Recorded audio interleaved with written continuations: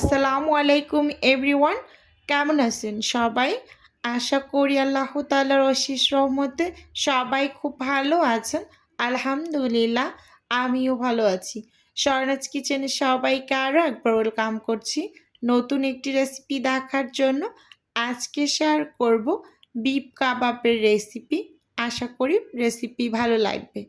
প্রথমেই এখানে আমি বুটের ডাল ভিজিয়ে রেখেছিলাম 250 গ্রাম। তো দেখুন ফুলে কিন্তু ডালগুলো ডাবল হয়ে গিয়েছে। তো ভালোভাবে ধুয়ে পরিষ্কার করে পানি ঝরিয়ে নিয়েছি। আর এপাশে কিন্তু এই যে গরু মাংস নিয়েছি, 1 কেজি গরু মাংসর হাড় এবং চর্বি বাদ দিয়ে যতটুকু সলিড মাংস ছিল, তো আমি কিন্তু পুরোটুকুই নিয়েছি। এবার হচ্ছে প্রথমে একটা প্যানের মাঝে ডালগুলোকে নিয়ে নিলাম এবং সেই সাথে মাংসগুলোকেও কিন্তু নিয়ে নিচ্ছি। আর মাংসগুলো কিন্তু আমি ছোট করিনি, মানে একটু বড় সাইজেই আছে এরকম আর কি। তো এবার এখানে আমি প্রথমে অ্যাড করে দিচ্ছি সাদা গোলমরিচের গুঁড়ো। তো আমার কাছে সাদাটা ছিল, তো আমি সাদাটা ব্যবহার করেছি। আপনাদের হাতের কাছে কালোটা থাকলে আপনারা কালোটা ব্যবহার করবেন, মানে যার হাতের কাছে যেটা থাকবে মোট কথা সে সেটাই ব্যবহার করবেন, সাদা আর কালো নাই এরকম আর কি। তো এখানে আমি রসুন বাটা দিয়েছি 1 চা চামচ এবং সেই সাথে এখানে আমি আদা বাটাও দিচ্ছি 1 চা চামচ। সেই সাথে এখন আমি অ্যাড করে দিচ্ছি এখানে মানে লাল মরিচের গুঁড়ো 1 চা চামচ, এখানে ধনিয়া গুঁড়ো দিচ্ছি 1 চা চামচ, কাঁচা জিরা দিলাম 1 চা চামচ এবং সেই সাথে এখানে আমি রেডিমেড যে কাবাব মশলাটা আছে সেটা দিয়ে দিলাম এখানে আমি 2 চা চামচ এবং সেই সাথে এখানে আমি গরম মশলার গুঁড়ো দিয়ে দিলাম 1/2 চা চামচের মতো এবং টালা জিরার গুঁড়ো দিয়ে দিচ্ছি আমি 1 চা চামচ। তো এই পর্যায়ে অ্যাড করে দিচ্ছি আমি এখানে স্বাদ মতো লবণ এবং সেই সাথে অ্যাড করে দিচ্ছি এখানে একটা মানে কুচানো কাঁচা পেঁয়াজ এবং দিয়ে দিচ্ছি আমি রান্নার রেগুলার তেল 3 টেবিল চামচের মতো।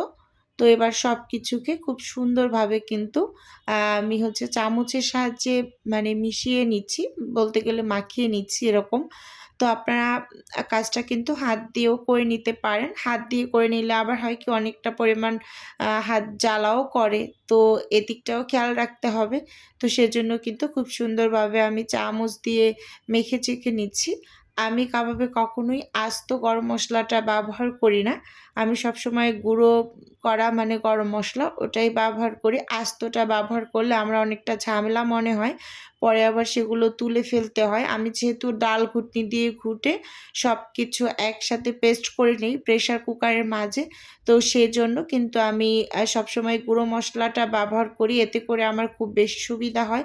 তো এগুলো অফ স্ক্রিনে আমি সেদ্ধ করে নিয়ে এসেছি। আপনাদের এই যে দেখিয়ে দিচ্ছি। দেখুন কতটা পরিমাণ আঁশাশ হয়েছে। তো সবসময় কাবাব তৈরির ক্ষেত্রে এই দিকটা আপনাকে খেয়াল রাখতে হবে। ডালের থেকে মানে 2 গুণ পরিমাণ মাংস আপনাকে বেশি ব্যবহার করতে হবে। না হয় কিন্তু কাবাবটা আপনি পারফেক্টলি তৈরি করতে পারবেন না। যখন তেলে দিবেন তখন কিন্তু ছেড়ে দিবে, এরকম আর কি। তো খুব সুন্দরভাবে একটু হাত দিয়ে প্রথম অবস্থায় মানে মেখে নিয়েছি। তো এই পর্যায়ে এখানে 2 টা ডিম ভেঙে নিলাম। তো একটা ডিম দিয়ে প্রথমে আমি মেখে নেব।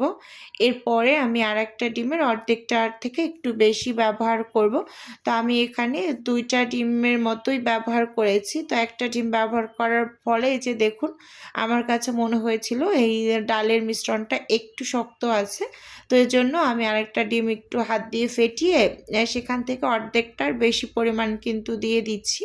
তো দিয়ে এবারও খুব সুন্দরভাবে আমি একটু সময় নিয়ে মেখে নেব। আর এই মেখে নেওয়ার কাজটা অবশ্যই একটু সময় নিয়ে করে নিতে হবে। আর আমি সবসময় কাবাব তৈরি করি একদম ডাল ঘুটনি দিয়ে ঘুটে সবকিছু একসাথে মানে মিহি পেস্ট করে নিই। আমি কখনোই পাটায় বেটে আ কাবাবটা তৈরি করি না। এটা আমার কাছে অনেক ঝামেলার মনে হয়। কারণ হয় কি বাটাবাটি করতে গেলে অনেকটা মানে অসুবিধায়ও পড়তে হয়। বাটাবাটি করাটা একটু ঝামেলা। তো আপনারা এভাবে করে নিতে পারেন। আর কাবাবটা দেখুন অনেকটা পরিমাণ আঁশাশ হয়। মানে গরু মাংসটা খুবই আঁশাশ হয়, মুরগির মাংসর থেকেও বেশি হয়। আর এই যে দেখুন এখানে আমি কিছুটা পরিমাণ পেঁয়াজ বেরেস্তা দিয়ে দিলাম, আর সেই সাথে ধনিয়া পাতা কুচি দিয়ে দিচ্ছি এবং 2টা মানে কুচানো কাঁচামরিচ দিয়ে দিলাম, দিয়ে খুব ভালোভাবে এই যে মেখে নেব। তারপর কিন্তু আমি হচ্ছে কাবাবগুলোকে বানিয়ে নেব। তো পেঁয়াজ বেরেস্তা যখন অ্যাড করবেন তখন খুব জোরে জোরে কিন্তু মেখে নেবেন না, তাহলে পেঁয়াজ বেরেস্তাগুলো একেবারে ভেঙে গুঁড়ো হয়ে যাবে। তখন কাবাবটার মানে দেখতে খুব সুন্দর লাগবে না। তো সেজন্য একটু আলতো করেই মেখে নিতে হবে, আলতো হাতে। তো আপনাদের এবার আমি দেখিয়ে দেবো, এই যে এতটুক ডিম কিন্তু আমার বেঁচে গিয়েছে। তো হাতটা ভালোভাবে ক্লিন করে তো এবার হচ্ছে আমি কাবাবগুলোকে খুব সুন্দরভাবে বানিয়ে নিচ্ছি। এই যে দেখুন 2 হাতে একটু তেল মেখে নিয়েছিলাম। তো এবার খুব সুন্দরভাবে 2 হাত দিয়ে যে ঘুরিয়ে ঘুরিয়ে একদম কাবাবের শেপ করে নিয়েছি। এভাবে করে সব কাবাবগুলোই কিন্তু আমি বানিয়ে নেব। তো ভিডিওর এই পর্যায়ে এসে ছোট্ট করে নিজের বিজনেসের একটু প্রচার করছি। আপনারা তো অনেকেই জানেন যে আমার ছোট্ট একটা ফ্রোজেন আইটেমের বিজনেস আছে। যদি কেউ কোনো টাইপের ফ্রোজেন খাবার অর্ডার করতে চান, তাহলে স্ক্রিনে দেওয়া হোয়াটসঅ্যাপ নাম্বারে নক দিলেই কিন্তু আমি বলে দেব। আর যদি কেউ অর্ডারটি সরাসরি কনফার্ম করতে চান, তাহলে হোয়াটসঅ্যাপ নাম্বারে সরাসরি কল করে অর্ডারটি কনফার্ম করতে পারেন। শুধুমাত্র ঢাকা সিটির মাঝেই ক্যাশ অন ডেলিভারিতে আপনার কাছে প্রোডাক্টটা পৌঁছে যাবে, এরকম আর কি। তো এই যে দেখুন এখানে আমি সব কাবাবগুলোকে বানিয়ে নিয়েছি। এবার এগুলোকে আমি ফ্রোজেন করে নেব। তো এই যে এখানে কিন্তু ফ্রোজেন করে তারপর আপনাদের সাথে মানে একটু শেয়ার করছি। এই যে দেখুন আমি কিন্তু উপরে হচ্ছে পলি পেপার দিয়ে ঢেকে রেখেছিলাম যখন আমি ডিপ ফ্রিজে ফ্রোজেন হতে দিয়েছিলাম। তো তারপর এই যে এখন এগুলোকে বের করে নিয়েছি। এবার হচ্ছে প্যাকেট করে নেব। তো আমি একটা বক্সের ভিতরে কিছু রেখে দেব, আবার কিছু হচ্ছে জিপলক ব্যাগের ভিতরে করে রেখে দেব। আর এভাবে করে আপনারা কাবাব তৈরি করে একদম দীর্ঘদিন সংরক্ষণ করতে পারেন। কমপক্ষে হলেও 3 মাস সংরক্ষণ করতে পারবেন। টেস্টের কোনো টাইপের হেরফের হয় না। আমি তো সবসময় মানে কাবাব ঠিক এভাবেই তৈরি করি। চিকেন কাবাব, বিফ কাবাব 2 টাই আমি এভাবে তৈরি করি। কারণ হচ্ছে মানে এটার টেস্ট খুবই ভালো আসে এরকম। তো আপনারা কিন্তু আমার এই রেসিপিতে একবার হলেও ট্রাই করবেন। আশা করি আপনাদেরও ভালো লাগবে। আর রমজানে কিন্তু এরকম করে তৈরি করে একদিন তো পুরো রমজান জুড়ে রেখে খেতে পারবেন। এটা কিন্তু আসলে অনেকটা কষ্ট কমিয়ে দেয়। আমরা কিন্তু ইফতার টেবিলে বিভিন্ন ধরনের নাস্তা পানি আ মানে রেখে থাকি। তো এভাবে করে কাবাব তৈরি করে কিন্তু বেশ অনেকদিন রেখে খেতে পারবেন। তো এই যে দেখুন এখানে আমি জিপলক ব্যাগের ভিতরে কিছু ভরে নিয়েছি, আর এগুলো হচ্ছে বক্সে রেখে দেব। তো এখানে হচ্ছে আমি একটা ওয়ান টাইমের বক্স নিয়েছি। তো এই বক্সের ভিতরে আমি বাদবাকি যে কয়টা ছিল তো সেগুলো হচ্ছে রেখে দেব। তো জিপলক ব্যাগে আমি 12 পিস রেখেছি, আর এখানে বাকি কয়েক পিসেস আমি রেখে দিচ্ছি।